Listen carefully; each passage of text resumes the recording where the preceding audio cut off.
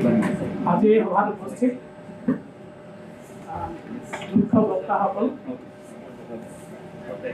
সমন্বয়ক ডক্টৰ সত্যব্ৰত গগৈদেৱ সহকাৰী সমন্বয়ক আৰু কাজিৰঙা বিশ্ববিদ্যালয়ৰ শিক্ষক শিক্ষয়িত্ৰী তথা ছাত্ৰ ছাত্ৰীবৃন্দ পোনপ্ৰথমে এই ইয়াত আজি মোক এইষাৰ কথা ক'বৰ কাৰণে সুযোগ দিয়াৰ কাৰণে মই সহকাৰী সমন্বয়ক আৰু সমন্বয়কক মোৰ ফালৰ পৰা কৃতজ্ঞতা জ্ঞাপন কৰিছোঁ।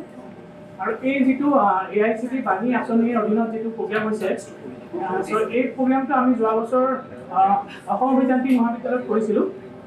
এই প্ৰগ্ৰামটো অনুষ্ঠিত কৰোঁতে সমন্বয়কৰ কিমানখিনি কষ্ট হয় আমি বুজি পাওঁ।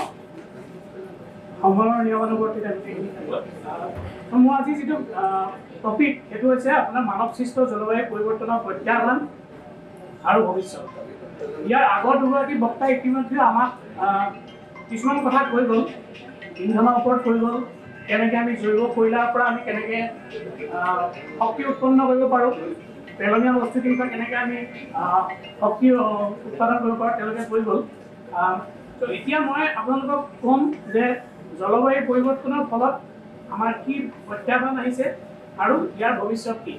এতিয়া আমি যদি প্ৰথমে অকণমান আমাৰ পুৰণি সভ্যতালৈ যদি আমি গতি কৰোঁ তেতিয়া আমি দেখা পাওঁ যে আমাৰ যিটো ভাৰতীয় সংস্কৃতি যিটো আমাৰ আছিলে, সভ্যতা যিটো আছিলে সেইটো সদায় প্ৰকৃতিৰ লগত একেলগ হৈ চলিছিলে, প্ৰকৃতিৰ লগত সমন্বয়ৰ মাজেৰে চলিছিলে।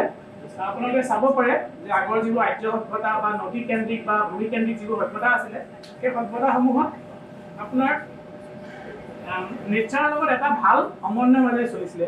আগৰ যেনেকৈ মধুবনী পেইণ্টিংছবোৰ আছে তাত দেখা পাব আমাৰ মহাপুৰুষ শ্ৰীমন্ত শংকৰদেৱেও কৈছিলে যে একবৃক্ষ দহপুত্ৰ, মানে এজোপা গছ 10টা ল'ৰা ছোৱালীৰ সমান।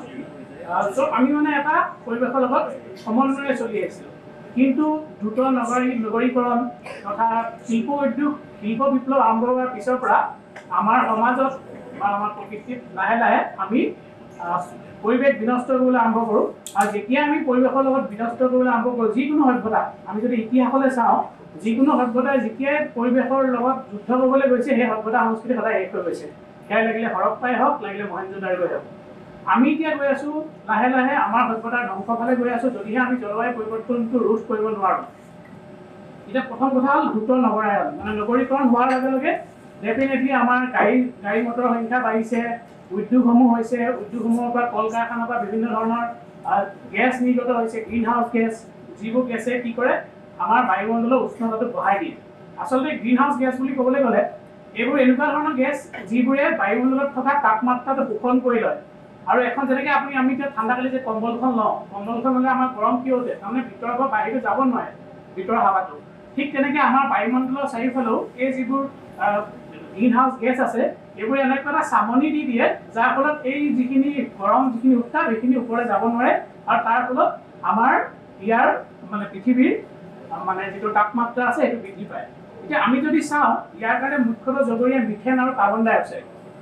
আৰু 2018 চনৰ পৰা মানে শিল্প উদ্যোগ আৰম্ভ হোৱাৰ পৰা যেতিয়াৰ পৰা আমাৰ কল কাৰখানাসমূহ আৰম্ভ হ'ল তেতিয়াৰ পৰাই যিটো এতিয়া উষ্ণতা তাত 1.1 ডিগ্ৰী চেণ্টিগ্ৰেড বৃদ্ধি হৈছে। এতিয়া 1.1 ডিগ্ৰী যিটো চেণ্টিগ্ৰেড এইটো কিন্তু এভাৰেজ চেণ্টিগ্ৰেড, এইটো মানে পৃথিৱীৰ যিটো টোটেল তাপমাত্ৰা তাৰ এভাৰেজ। মানে ধৰি লওক মৰু অঞ্চলত এটা তাপমাত্ৰা হ'ব পাৰে য'ত মানে নিগেটিভ য'ত টেম্পাৰেচাৰ আছে, চাইবেৰিয়াত নিগেটিভ টেম্পাৰেচাৰ, আফ্ৰিকাত 45, 60, 50 ডিগ্ৰী এনেকুৱা টেম্পাৰেচাৰ। তাৰ যিটো এভাৰেজ, এভাৰেজটো পৰা 1.1 ডিগ্ৰী। দেখিবলৈ যদিও বহুত কম নিচিনা লাগিছে কিন্তু এইটো ইম্পেক্টটো বহুত বেছি।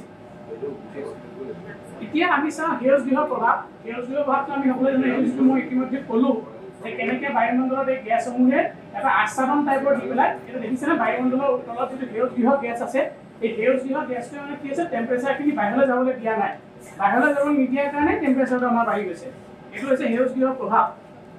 এতিয়া আহোঁ আমি এইটো চাওক, দেখা পাব এই বস্তুটো ইয়াত এক্সপ্লেইন কৰি থোৱা আছে কেনেকৈ সূৰ্যৰ পোহৰটো আহিছে, সূৰ্যৰ পোহৰৰ লগত তাপমাত্ৰা আহিছে। তাৰপিছত আকৌ যিটো আমি ওপৰলৈ যিটো পঠাই দিছোঁ গেছ, সেই গেছটো যদি ওপৰলৈ ভালকৈ নাযায়, যদি এটা আৱৰণে যদি তাক ধৰি ৰাখে তেতিয়াহ'লে ডেফিনেটলি আমাৰ এই টেম্পাৰেচাৰটো বাঢ়ি যায়। এতিয়া আমাৰ কাৰণে -18 ডিগ্ৰী চেণ্টিগ্ৰেডৰ পৰা 15 ডিগ্ৰী চেণ্টিগ্ৰেডৰ ভিতৰত থাকিব লাগে এভাৰেজ যিটো আমাৰ পৃথিৱীৰ যিটো টেম্পাৰেচাৰ। এতিয়া আমাৰ 14.95 আছে লাষ্ট 2024 চনত এভাৰেজ টেম্পাৰেচাৰ। 15তকৈ যেতিয়া ওপৰ যাব তেতিয়া কিন্তু প্ৰব্লেম হ'ব। প্ৰব্লেমটো কেনেকুৱা হ'ব, যেনেকৈ আমাৰ প্ৰথম কথা হ'ল বৰফ মানে যিবোৰ হিমবাহ আছে বা যিবোৰ বৰফ আছে মেৰু অঞ্চলত, সেই বৰফবোৰ গলিবলৈ আৰম্ভ কৰিব। বৰফবোৰ গলাৰ লগে লগে সমুদ্ৰ পৃষ্ঠৰ উষ্ণতাটো মানে যিটো উচ্চতা আছে মানে সি লেভেলটো বাঢ়ি যাব। সি লেভেলটো বঢ়াৰ লগে লগে কি হ'ব, যিবোৰ ৰাষ্ট্ৰ বা যিবোৰ দেশ সাগৰৰ ওচৰত আছে সেই দেশবোৰ লাহে লাহে ডুবিবলৈ আৰম্ভ কৰিব। যেনেকৈ বাংলাদেশ বা যিবোৰ দ্বীপ ৰাষ্ট্ৰ আছে সৰু সৰু আফ্ৰিকা কেৰিবিয়ান দ্বীপপুঞ্জ এইবোৰ যিবোৰ আছে এইবোৰ লাহে লাহে হেৰি হ'বলৈ আৰম্ভ কৰিব, ডুবিবলৈ আৰম্ভ কৰিব। চ' এতিয়া ইয়াত চাব পাৰে আমি প্ৰথমতে এতিয়া ডিছকাছ কৰিম পদচিহ্ন বা কাৰ্বন ফুটপ্ৰিণ্ট কাক কয়। কাৰ্বন ফুটপ্ৰিণ্ট মানে হ'ল যে প্ৰতিটো হেৰিৰ পৰা যিখিনি আপোনাৰ প্ৰতিটো কামৰ পৰা যিখিনি আমি কাৰ্বন ডাই অক্সাইড বায়ুমণ্ডলত নিৰ্গত কৰোঁ সেইখিনিকে আমি একচুৱেলি কাৰ্বন পদচিহ্ন বুলি কওঁ। এই চাব পাৰে এই গোটেই যদি আমি এইটো চাওঁ যিটো ইয়াত চাওক বেলেগ বেলেগ হেৰিৰ পৰা চ'ৰ্চৰ পৰা আপোনাৰ এই কাৰ্বন ডাই অক্সাইড এইবোৰ নিৰ্গত হৈছে। জলীয় বাষ্প H2O, জলীয় বাষ্প ইজ বহুত ৰেছপন্সিবল হয় পৃথিৱীৰ উচ্চতা বৃদ্ধি হোৱাত। চ' এইটো হ'ল কাৰ্বন পদচিহ্ন। চ' আমাৰ মুখ্য উদ্দেশ্য হ'ল আমি কেনেকৈ কাৰ্বন পদচিহ্নটো কমাব পাৰোঁ, কেনেকৈ আমি ইয়াৰ কাৰ্বন ডাই অক্সাইড নিৰ্গমনটো কমাব পাৰোঁ। এতিয়া এইখিনি হ'ল কিছুমান গুৰুত্বপূৰ্ণ তথ্য আপোনালোকে চাব পাৰে যে 2024 চনত বায়ুমণ্ডলীয় মানে যিটো সেউজগৃহ গেছ তাৰ যিটো মানে ডেনচিটি আছিলে এইটো ৰেকৰ্ড হ'ল। এই ৰেকৰ্ডটো হোৱাৰ কাৰণে কি হ'ল 2024 বৰ্ষত যিটো আমাৰ টেম্পাৰেচাৰ এতিয়ালৈকে পৃথিৱীত শিল্প উদ্যোগ আৰম্ভ হোৱাৰ পিছৰ পৰা যিমানখিনি বছৰ আহিছে বা সেই গোটেইখিনিৰ ভিতৰত চবতকৈ এটা হটেষ্ট ইয়েৰ বুলি কৈছে 2024 চনটো। তেনেকৈ আপুনি চাব পাৰে 1850 চনৰ পৰা 2024 চনলৈ এই যিটো টাইমত মানে এই টাইমটোতহে আমি ৰেকৰ্ডবোৰ মেজাৰ কৰিছোঁ। ইয়াৰ আগৰ আমাৰ ওচৰত কোনো ডাটা নাই। তাৰমানে 1800 চনত কিমান টেম্পাৰেচাৰ আছিলে ৱৰ্ল্ডৰ সেইটো আমাৰ ওচৰত ডাটা নাই। চ' ডাটা থকাৰ পিছত চবতকৈ বেছি যদি আমি কওঁ হটেষ্ট ইয়েৰটো হ'ল 2024। এতিয়া 2025টো চাগে ইয়াতকৈ হিট কৰিব পাৰে, সেইটো আমি গম পাম পিছলৈ। তেনেকৈ আপুনি চাওক এই সময়ছোৱাত সমুদ্ৰ পৃষ্ঠ 20 চেণ্টিমিটাৰ ইয়াৰ সেইটো বাঢ়ি গৈছে লেভেলটো। আৰু 2023 চনত যদি চাই 2023 চনৰ প্ৰতিটো দিনে আছে মানে প্ৰতিটো দিন 2023 চনটোৰ প্ৰতিটো দিন 365 দিন যে থাকে প্ৰতিটো দিনৰ টেম্পাৰেচাৰ কিন্তু এই যিটো আমি যে কৈছোঁ 1.5 ডিগ্ৰী তলত হ'ব লাগে মানে এভাৰেজটো, নহ'লে প্ৰব্লেম হ'ব, তাতকৈ কিন্তু সদায় বেছি হৈ আছে। এইটো কাৰণে কি কৈছে আমাৰ কিছুমান হেৰি হয় জলবায়ু সন্মিলন হয়। জলবায়ু সন্মিলনত আমাৰ পেৰিছ জলবায়ু যিটো সন্মিলন হৈছিলে 2016 চনত তেওঁলোকে এটা ধাৰ্য কৰি দিছে যে এভাৰেজ টেম্পাৰেচাৰ শুড বি লোৱাৰ দেন 1.5 ডিগ্ৰী মানে ৰাইজটো। কিন্তু আমাৰ যদি এইটো গতিত গৈ থাকে আমাৰ টেম্পাৰেচাৰ কিন্তু অতি আৰু 6 বছৰমানৰ ভিতৰত কিন্তু আমাৰ টেম্পাৰেচাৰ 2 ডিগ্ৰীতকৈ বাঢ়ি যাব ৰাইজটো, মানে 16 ডিগ্ৰীমান হৈ যাব এভাৰেজ টেম্পাৰেচাৰ। সেইটো হোৱাৰ লগে লগে কিন্তু ডিজাষ্টাৰ আহিব। ডিজাষ্টাৰ কি আছে মেইনলি এইখিনি ফ্লাড হ'ব, খৰাং হ'ব, হিট ৱেভছ আহিব। হিট ৱেভছ আজিকালি লাহে লাহে অসমত আৰম্ভ হৈছে। আগতে আমাৰ অসমত এনেকুৱা ইমান গৰম নহয়, 30 ডিগ্ৰী 35 ডিগ্ৰী, বিশেষকৈ আমাৰ এইটো আপাৰ আছাম ইমান গৰম নহৈছিলে আগতে। কিন্তু আজিকালি যদি চাই আপাৰ আছাম আৰু গুৱাহাটীৰ মাজত তেনেকুৱা ইমান একো ডিফাৰেঞ্চ নাই, 40 ডিগ্ৰী পাই যায়, 42 ডিগ্ৰী পাই যায়। এইবোৰ লাহে লাহে দেখা গৈছে। যদিও বহুত মানুহে কৈ থাকে যে জলবায়ু পৰিৱৰ্তনটো এটা মানে academic discussion only, academic debate, যেনেকৈ এতিয়া আমেৰিকাৰ ৰাষ্ট্ৰপতিৰ মতেতো জলবায়ু পৰিৱৰ্তন হোৱাই নাই। কিন্তু যদি আপুনি চাই নিজে ওচৰে পাজৰে আপোনাৰ এইখিনি কিন্তু স্পষ্টভাৱে দেখা পাব।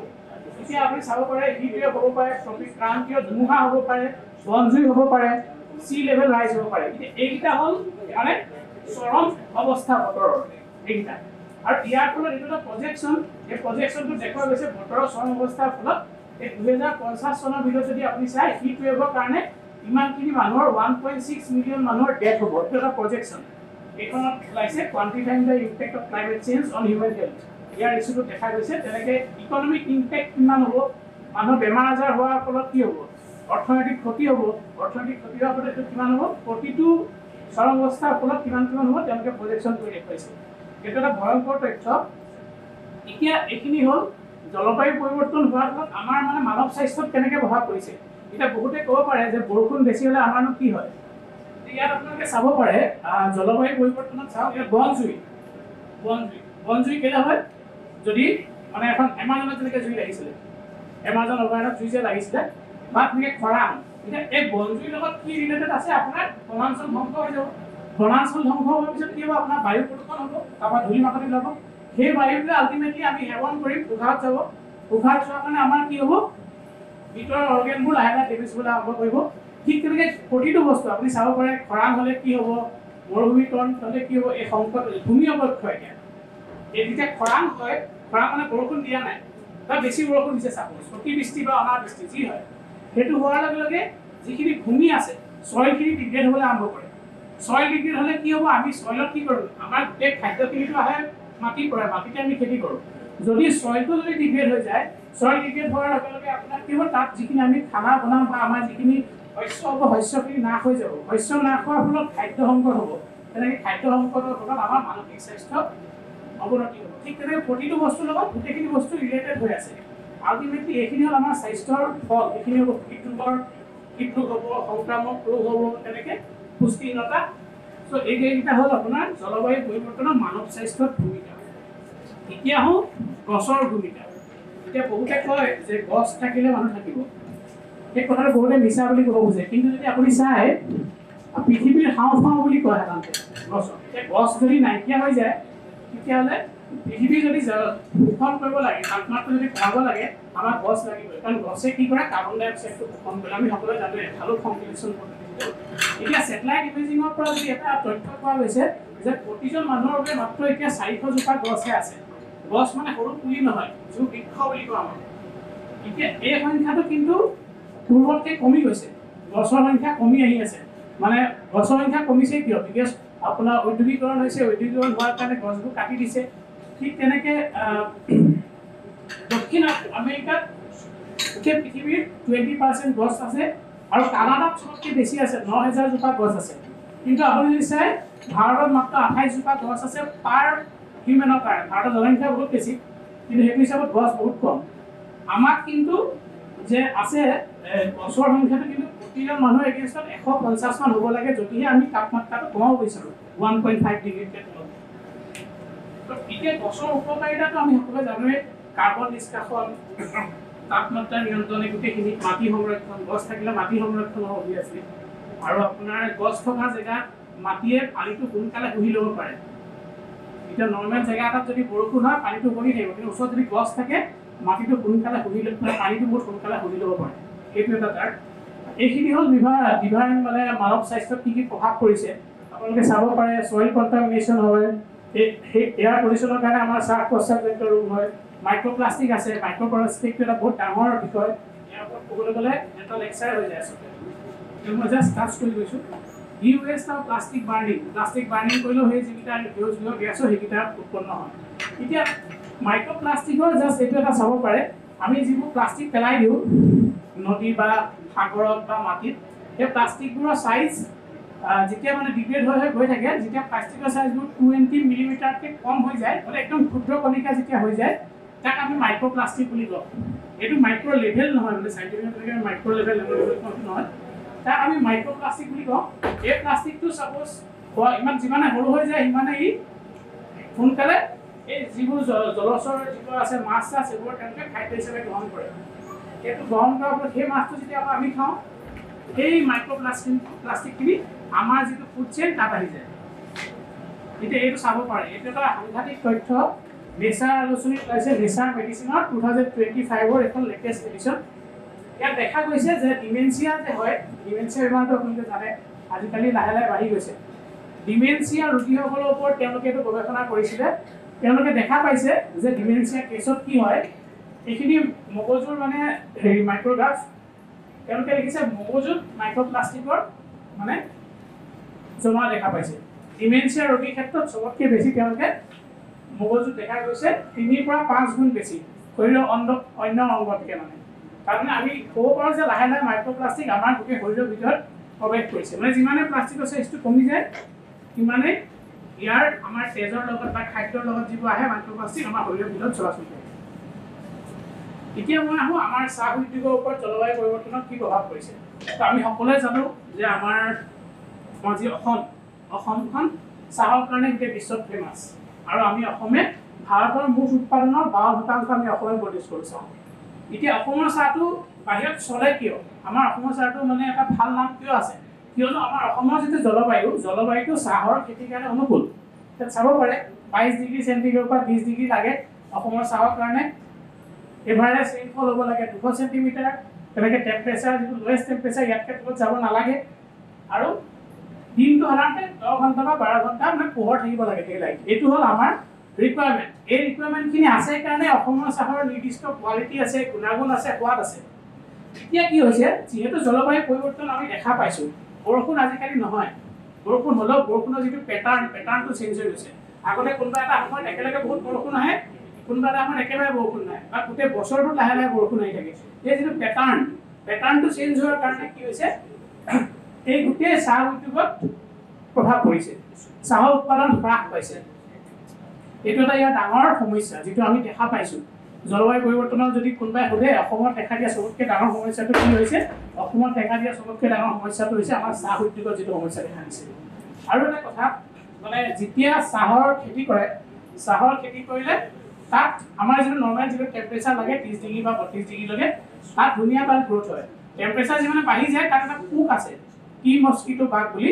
সেই পোকটো কিন্তু টেম্পাৰেচাৰ বঢ়াৰ লগে লগে তাৰ বংশবৃদ্ধি বেছি হয়। আৰু ইয়াৰ ফলত চাহৰ কোৱালিটিটো কমিছে। আৰু আমি কি কৰিছোঁ, আজিকালি চাহত পেষ্টিচাইড মাৰিব লগা হৈছে, মানে যিবোৰ বীজাণুনাশকবোৰ দিব লগা হৈছে। পেষ্টিচাইড দিয়াৰ লগে লগে যেতিয়া চাহটো আমি বাহিৰলৈ ৰপ্তানি কৰোঁ, তেওঁলোকৰ তাৰ টেষ্টত সেইটো ৰিজেক্ট হৈ যায়। ইউৰোপত আমাৰ অসমৰ চাহটো আজিকালি নোলোৱা হৈছে। নোলোৱাৰ মেইন কাৰণ হৈছে এইটো, আমি পেষ্টিচাইড দিব লগা হৈছে। এতিয়া পেষ্টিচাইড কিয় দিছোঁ, কাৰণ আমাৰ টেম্পাৰেচাৰ বাঢ়িছে। টেম্পাৰেচাৰ বঢ়াৰ কাৰণে চাহটো ভাল হোৱা নাই। এতিয়া আমি যদি চাওঁ 50% ৰিডাকশ্যন হৈছে আমাৰ যিটো চাহৰ এইটো। আৰু ইমানখিনি মানুহ গ্ল'বেলি চাহৰ লগত জড়িত, 13 মিলিয়ন পিপুল। এই গোটেই মানুহখিনি কিন্তু এই জলবায়ু পৰিৱৰ্তনৰ ফলত চবতকৈ ডাঙৰ সমস্যা দেখা দিছে। এতিয়া এইটো চাব পাৰে, ভাৰতত এইকেইটা জেগাতে চাহ হয়, যদিও দাৰ্জিলিঙত হয় ইয়াতে, কিন্তু মেইন যদি চাহ চাবলৈ যায় এইটো উপত্যকাতে হয়, ব্ৰহ্মপুত্ৰ উপত্যকা। এতিয়া ইয়াৰ ফলত মই যে কৈছোঁ টেম্পাৰেচাৰ বেছি হোৱাৰ লগে লগে এই এনেকুৱা টাইপৰ বেমাৰবোৰ দেখা দিয়ে। চাহৰ পাতত মানে ক'লা ক'লা হেৰি হৈ যায়, বা এই যিটো পোক আছে পোকটো হেৰি হয়। আৰু যিবোৰ মানে বৰষুণৰ পেটাৰ্ণটো চেঞ্জ হোৱাৰ কাৰণে জমা হৈ থাকে পানীখিনি, বা পানী একেবাৰে নহয়। তো এইখিনিৰ কাৰণে আল্টিমেটলি আমি চাহৰ প্ৰডাকশ্যনটো কমি গৈছে, প্ৰডাকশ্যনো কমিছে, কোৱালিটিও কমিছে। এতিয়া এই দুটা বস্তু মেইনটেইন কৰিবৰ কাৰণে আমাৰ এটা ডাঙৰ সমস্যা দেখা দিছে। এইটো হ'ল অসমৰ ক্ষেত্ৰত হোৱা প্ৰথম জলবায়ু পৰিৱৰ্তনৰ ডাঙৰ প্ৰভাৱ। এতিয়া আমি আহোঁ জলাশয়টো আমি সকলোৱে জানোৱে, জলাশয়টো হ'ল যি কাৰ্বনটো চবতকৈ বেছি কাৰ্বন মানে চিংক হিচাপে ই আছে প্ৰকৃতিত, মানে কাৰ্বনখিনি জমা কৰি ৰাখে। জলাশয় যদি নাথাকে তো কাৰ্বনখিনি ওলাই যাব, ওলাই গৈ আকৌ বায়ুমণ্ডলত গৈ পেলাই আকৌ অক্সিজেনটো লগ হৈ C+O2 কাৰ্বন ডাই অক্সাইড পেলাই আকৌ টেম্পাৰেচাৰ বঢ়াই দিব।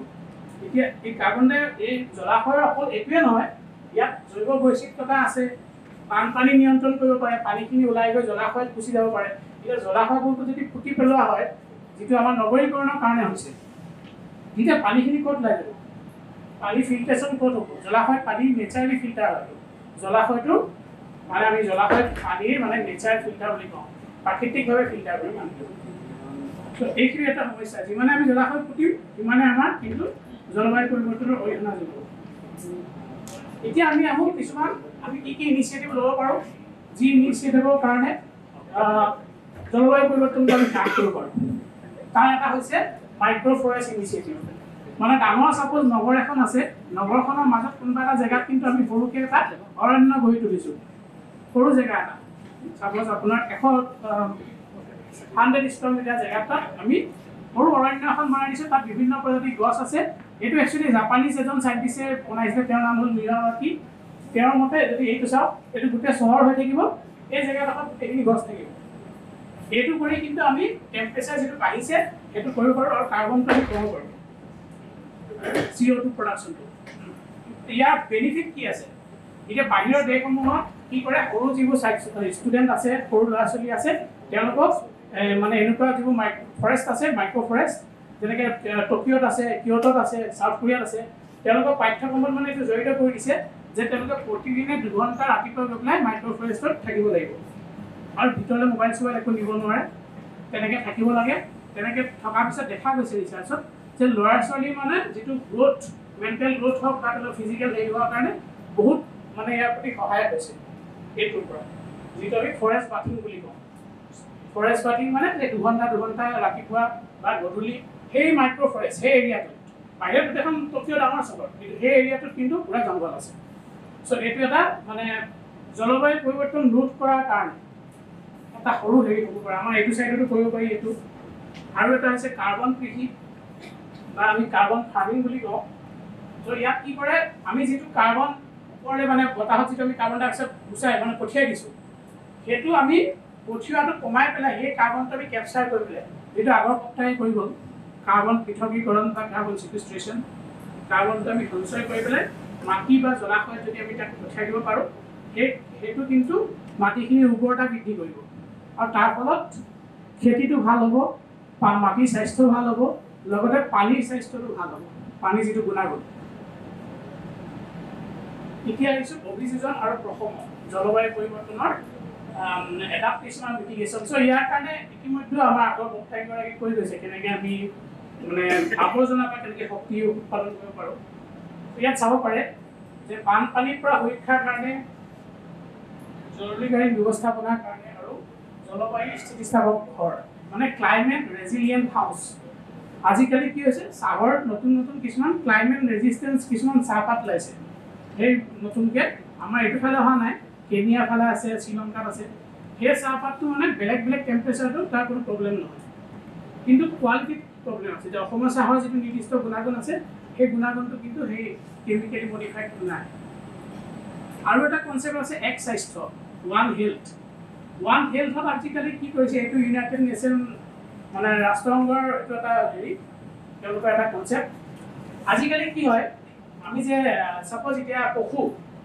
পশু পৰিৱেশ আৰু মানৱ এই তিনিটা উপাদানক একেলগে ৰাখি পেলাইহে যিকোনো মানে পলিচি লোৱা হয় এতিয়া ছাপ'জ গৰুৰ কাৰণে বা কিবা এটা পশুৰ কাৰণে ছাপ'জ আমি দৰৱ এটা বনাইছোঁ গৰুৰ কাৰণে বা গৰুক কিবা এটা ইনজেকশ্যন দিছোঁ গৰুক ইনজেকশ্যনটো দিয়া হ'ল সেই গৰুৰ পৰা যে গাখীৰ আহিব সেই গাখীৰটো মানুহে খাব তাৰ কিবা প্ৰভাৱ মানুহলৈ আহিব নেকি বা মানুহৰ পৰা পৰিৱেশলৈ কিবা যাব নেকি এই গোটেইটোৰ ওপৰত হেৰি হোৱাৰ পিছতহে মানে গোটেইকেইটা ঠিক থকা বুলি যেতিয়া আমি নিশ্চিত হ'ম তেতিয়াহে আমি কিন্তু আজিকালি যিকোনো এটা বস্তু মানে বজাৰলৈ উলিয়াই দিয়া হয় এইটোকে কয় ওৱান হেল্থ কনচেপ্ট এক স্বাস্থ্য গোটেইকেইটা স্বাস্থ্য আল্টিমেটলি ৰিলেটেড হয় মানে আপোনাৰ পৰিৱেশৰ স্বাস্থ্যৰ লগত মানৱ স্বাস্থ্য জড়িত হৈ আছে মানৱ স্বাস্থ্যৰ লগত পশুধনৰ স্বাস্থ্য জড়িত হৈ আছে এটাক বাদ দি এটা নহয়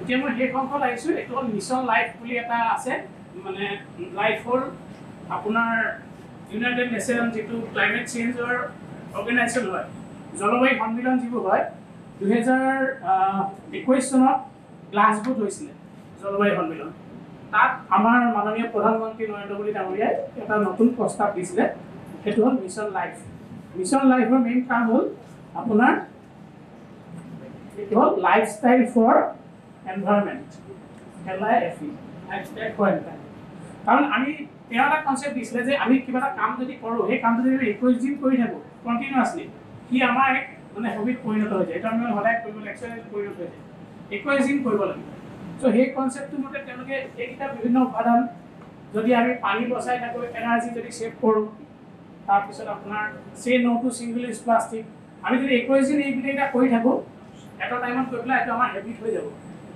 চ' এইটো হ'ল এটা নতুন ধাৰণা তেনেকৈ ৰিডিউচ ৱেষ্ট ৱেষ্টটো কমাব লাগে আৰু আমাৰ যিখিনি নৱীকৰণযুক্ত মানে যিখিনি উৎস আছে সেইখিনি যাতে আমি বিকাশ কৰিব পাৰোঁ চ' এইটো হ'ল এটা নতুন ধাৰণা এইটো বিশ্বৰ বিভিন্ন দেশত ইতিমধ্যে সমাদৃত হৈছে এতিয়া যদি সেই অংশত কিছুমান পৰামৰ্শ হিচাপে যদি আমি দিবলৈ যাওঁ প্ৰথম কথা হ'ল বিদ্যালয়ৰ পৰাই আমি ছাত্ৰ ছাত্ৰীসকলক এই ক্ষেত্ৰত সজাগ কৰিব লাগিব পৰিৱেশৰ প্ৰতি জলবায়ু পৰিৱৰ্তন মানে কি সেইটো বস্তুৰ প্ৰতি ইয়াৰ উপৰি আমি দেখিছোঁ যে বৰ্তমান যিটো আমাৰ ৰাষ্ট্ৰীয় শিক্ষানীতি আছে তেওঁলোকে কিন্তু তেওঁৰ মতে কিন্তু পৰিৱেশ ভিত্তিক পাঠ্যক্ৰম আৰু যিটো মানে ব্যৱহাৰিক শিক্ষা এইটোৰ ওপৰত কিন্তু গুৰুত্ব আৰোপ কৰা হৈছে যিটো কিন্তু বাহিৰৰ দেশবোৰত ইতিমধ্যেও হৈ আছে যিবোৰ বাহিৰৰ বিকশিত দেশ সভা সমিতি আদিৰ জৰিয়তে সজাগতা এতিয়া যেনেকৈ আজি এখন আমি পাতিছোঁ ইয়াৰ জৰিয়তে আপোনালোকলৈ এটা মেছেজ পঠিয়াব পৰা হৈছে বিভিন্ন বক্তা আহিছে এইখিনি আপোনালোকৰ যোগেদি আৰু প্ৰপাগেট হ'ব তেনেকৈ মানুহৰ মাজত লাহে লাহে সচেতনতা বৃদ্ধি কৰা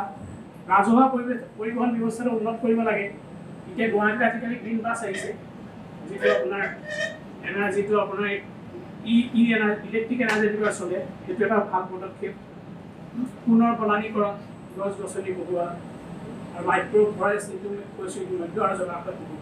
চ' এইকেইটা বিষয়ত যদি আমি ঠিক কৰিব পাৰোঁ তেতিয়াহ'লে নিশ্চিতভাৱে আমি পৰিৱেশ প্ৰদূষণৰ যিখিনি মানে পৰিৱেশৰ জলবায়ু পৰিৱৰ্তনৰ যিখিনি প্ৰত্যাহ্বান আছে এইখিনি আমি গ্ৰহণ কৰিব পাৰিম আৰু এখন সুন্দৰ তথা বিকশিত পৃথিৱী ভৱিষ্যত প্ৰজন্মৰ কাৰণে হৈ যাব পাৰিম। ধন্যবাদ।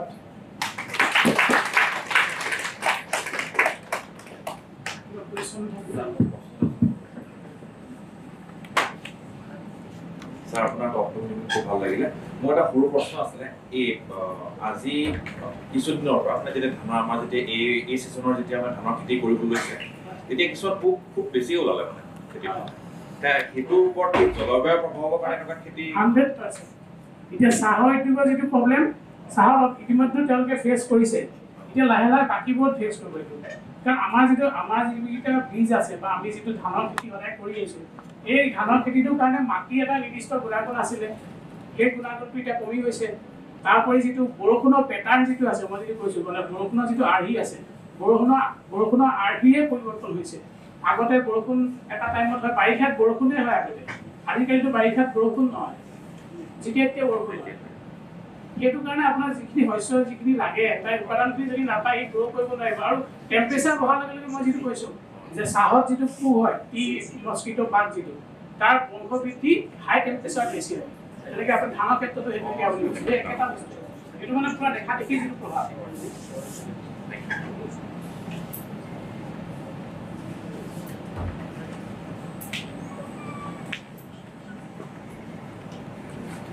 স্যাৰ নমস্কাৰ।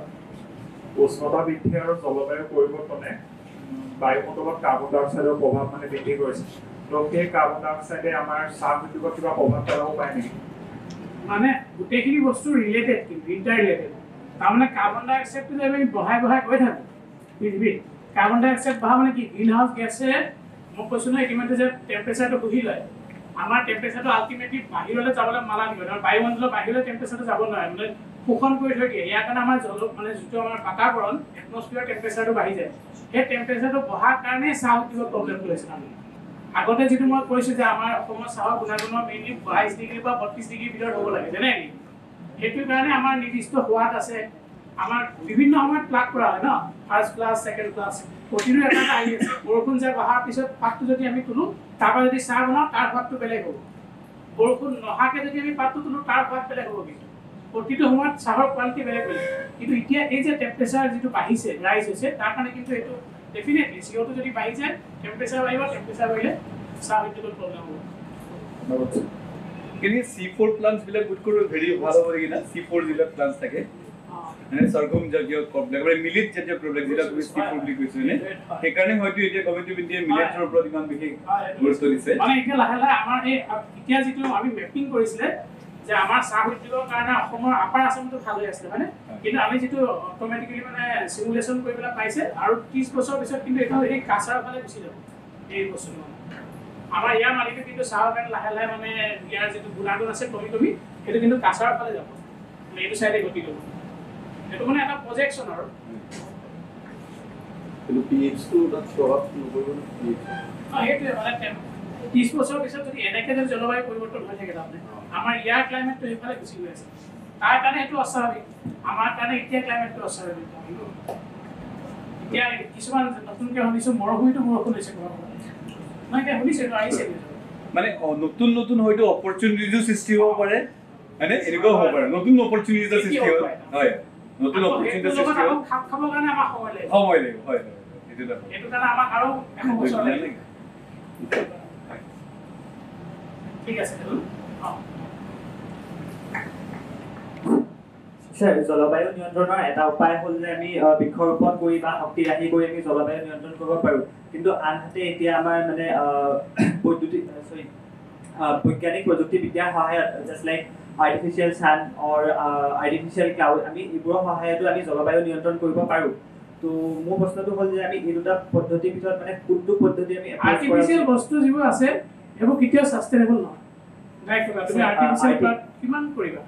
আৰ্টিফিচিয়েল বস্তু সাষ্টেইনেবল নহয়, বাট এতিয়া কি হয় ধৰি লওক বৰষুণটো আমাৰ মানুহৰ হাতত নাই, ধৰি লওক নেচাৰেলি সেইটো হ'ব, বাট এনেকুৱা কিছুমান চিটুৱেশ্যনত জাষ্ট লাইক আমাৰ ইণ্ডিয়াতে মহাৰাষ্ট্ৰ আৰু কৰ্ণাটকাত মানে বহুত খৰাং হৈছিলে, খৰাং হোৱাৰ কাৰণে আৰ্টিফিচিয়েল ক্লাউড ইউজ কৰি পেলাই বৰষুণ কৰাই খেতি কৰাইছিলে। তো ছাৰ আৰ্টিফিচিয়েল ক্লাউড বা চানৰো সেইবোৰ আমাৰ মানে কিন্তু আৰ্টিফিচিয়েল ক্লাউড কৰিবলৈ যাওঁতে তেওঁলোকৰ বহুত খৰচো হৈছে, ইমান ইজি নহয়। তাৰমানে তুমি এটা জেগাত বৰষুণ নোহোৱা জেগা এটাত তুমি আৰ্টিফিচিয়েলি ক্লাউড ক্ৰিয়েট কৰি বৰষুণ দিয়া প্ৰচেছটোত কিন্তু বহুত টকাও যাব। চ' আল্টিমেটলি তুমি গৈ পেলাই চাবলৈ গ'লে তোমাৰ লছেই আছে। চ' তুমি এইটোৱে কমাব লাগিব, তুমি এইটো ফালে যাব লাগিব, কোনো উপায় নাই। মানে তুমি আৰ্টিফিচিয়েলি যিমানে কৰি যোৱা তাৰপৰা কিন্তু নিগেটিভ কিছুমান ওলাই থাকিব। সেইটো হয় আৰ্টিফিচিয়েলত যেনেকৈ তুমি এতিয়া আমি ই বাছ চলাই আছোঁ, ইলেক্ট্ৰিকেল বাছ, কিন্তু আমি সেই বাছৰ যিটো চাৰ্জ দিওঁ সেইটোতো আমি নৰ্মেল ইয়াৰ পৰাই দিওঁ। চাৰ্জিং যিটো বৰ্ডত আল্টিমেটলি বেটেৰীটো চাৰ্জ কৰোঁ, সেইটো ক'ৰ পৰা আহিছে? সেইটোতো এই থাৰ্মেল পাৱাৰ প্লেণ্টৰ ইউনিটে ইউজ কৰিছোঁ। বেটেৰীটো 10 বছৰ ধৰি পেলাই দিব লাগিব, সেইবোৰতো আছেই। এইখিনিতো মই ভবাই নাই ভূমিৰ প্ৰতি কি হ'বলৈ পিছত 10-20 বছৰৰ পিছত বেটেৰীবোৰ যেতিয়া আমি পেলাই দিম। কিন্তু সেই আৰম্ভণিটো যদি চ'ৰ্চটো যদি নহয়, গতিকে নৱীকৰণযুক্ত ইন্ধন নহয়, তেতিয়াহ'লে লাভ নাই। মানে যিমান ছাষ্টেইনেবল ক'লে আল্টিমেটলি একেটাই হ'ব। এই চাৰ্জাৰ যিটো দিওঁ আমি গাড়ীখন চাৰ্জ কৰোঁতে, সেইটো নৱীকৰণযুক্ত ইন্ধনৰ পৰা হ'ব লাগে, উৎসৰ পৰা হ'ব লাগে।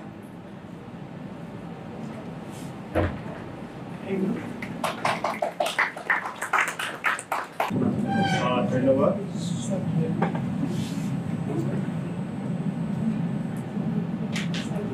ধন্যবাদ শশাংক শেখৰ বৰকটলী ছাৰ। ছাৰে বিশেষকৈ যিটো ওপৰত ফ'কাছ কৰিলে সেইটো হৈছে micro' forest and forest bathing. Micro' ফৰেষ্টটো বহুত ডাঙৰ এটা মানে অসম্ভৱ বস্তু নহয়। সেইটো আমি আমাৰ নিজৰ বিশ্ববিদ্যালয়তো আৰম্ভ কৰিব পাৰোঁ, বা আমি নিজৰ ঘৰে ঘৰেও বা গাঁৱৰ মাজতো আৰম্ভ কৰিব পাৰোঁ। আৰু সেই মাইক্ৰ' ফৰেষ্টৰ জৰিয়তে আমি ফৰেষ্ট বাটিং কৰাব পাৰোঁ। আৰু এটা বস্তু বহুত বেছি ভাল লাগিল, সেইটো হৈছে বাসুদেৱা কুটুম্বকম। আমি প্ৰতিবিলাক জীৱ জন্তু আমি বা জলবায়ু গোটেইখিনি ইটো সিটোৰ লগত জড়িত হৈ আছোঁ। চ' কিবা এটা বস্তু আমি যেতিয়া ষ্টাৰ্ট কৰোঁ, আৰম্ভ কৰোঁ, তাৰ ইম্পেক্টটো, তাৰ কনচিকুৱেঞ্চেছখিনি সকলোৰ ওপৰত কেনেকৈ পৰিব সেইটো প্ৰথমতেই ভাবিব লাগিব। সেইটো প্লেন কৰি পেলাইহে আমি ছাষ্টেইনেবিলিটিৰ কথা ভাবিব পাৰোঁ। চ' ছাৰৰ প্ৰেজেণ্টেশ্যনটো খুবেই ভাল আছিল, খুবেই তত্ত্বগধুৰ আছিল। আৰু ইমানতে আমাৰ যিমানখিনি কিনোট স্পীকাৰ্ছ প্ৰেজেণ্টেশ্যন আছিল সকলোখিনি সমাপ্ত হ'ল।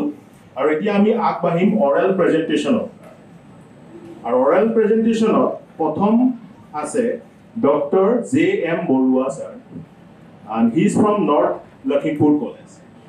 ইয়াতে মই প্ৰথমতে আমাৰ যিটো ৰুলছ বা আমি ক'ব পাৰোঁ কেনেকৈ ইভালুৱেশ্যন কৰা হ'ব সেইটো ওপৰত ক'ব বিচাৰিম। আপোনালোক সকলোকে 10 মিনিটৰ সময় দিয়া যাব, আৰু আমাৰ যিখিনি যাৰ ওপৰত ভিত্তি কৰি আমি ইভালুৱেশ্যন কৰিম সেইকেইটা হৈছে প্ৰেজেণ্টেশ্যন স্কিল, কেনেকৈ আপুনি প্ৰেজেণ্ট কৰিব, তাত আছে 15 মাৰ্ক। তাৰপাছত আছে knowledge of the subject matter, মানে সেই আপোনাৰ ছাবজেক্টটোৰ ওপৰত কিমান নলেজ আছে। Then scientific content of the presentation, then slide preparation. বিশেষকৈ যিহেতু আপোনালোক সকলোৱে জানে যে আমি এতিয়া অসমীয়াত বাণীখন অসমীয়াৰ ওপৰতে আমি বেছিকৈ গুৰুত্ব দিছোঁ। চ' আপোনালোকৰ সেইটোও চোৱা হ'ব যে কেনেকৈ আমি অসমীয়াত বিষয়বস্তুটো দাঙি ধৰিছোঁ। চ' মই প্ৰথমে এতিয়া অনুৰোধ কৰিম যে প্ৰথম আমাৰ ডক্টৰ J.M. বৰুৱা ছাৰ, তেখেত আহি তেখেতৰ প্ৰেজেণ্টেশ্যনটো আৰম্ভ কৰিব।